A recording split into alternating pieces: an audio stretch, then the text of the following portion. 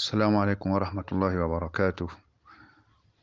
Derɗiraaɓe ɗuɗɓe nder derɗiraaɓe doƴƴama hala ko larani sumago nyande arfa dow ɗum nyande jum'are.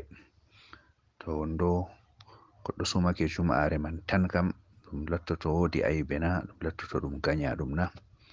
Sababu ƴamol man bo mbi ngam wodi hadisji ngari annabijo sallallahu alaihi wasallama o haɗi wajjidingo jum'are be sumaye. O wita goɗɗo sumo jum'are sina sumo nyalde ko ardi jum'are man malla bo nyalde ko sakiti jum'are man. Ngam man kadi ɓe mbi nda ɗo bo ɗum nyande arfa. Ni kam to wondo goɗɗo o sumaki sai jum'are man tan kam ɗum latoto ɗum ganya ɗum na, ɗum latoto ɗum kaɗa ɗum na, walla wala ko waɗata. No banni fakat hadisji garɗi kadi wajjidingo nyande jum'are man ɗo be sumago kam. Ngam man ƴamol man ɗo ngol ɗon.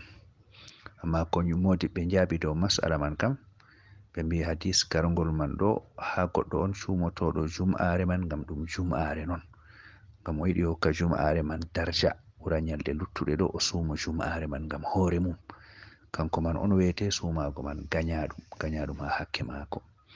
Amma to wodi sababu ngol nga waɗi bana latta gostina solni sumago nyalde ayinande ɗum fototiri bo ɗum jum'are bana nyande arfa man walla nyande ashura ko nandata be man ɗum fototiri ɗum jum'are ɗo man ka wala gacce wala aibe, goɗɗo foti sumo jum'are man fere muɗum. Nden kanjum man ɗum wiyete ko gonduɗen jotta, kanjum man wiyete masala man kadi.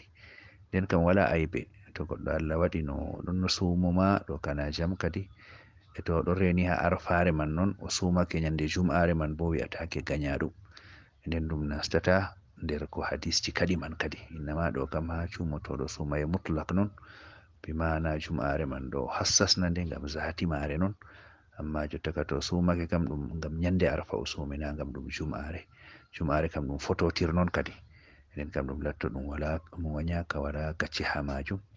Nden modiɓɓe mauɓe pitake dow majum banni, nder maɓɓe nder imam ibnu Qudama e non nder maɓɓe bo Sheikh al Usaimin e tana maɓɓe nder modiɓɓe lattiɓe wankuɓe kadi. To jazakumullahu khairan wa baraka fikum.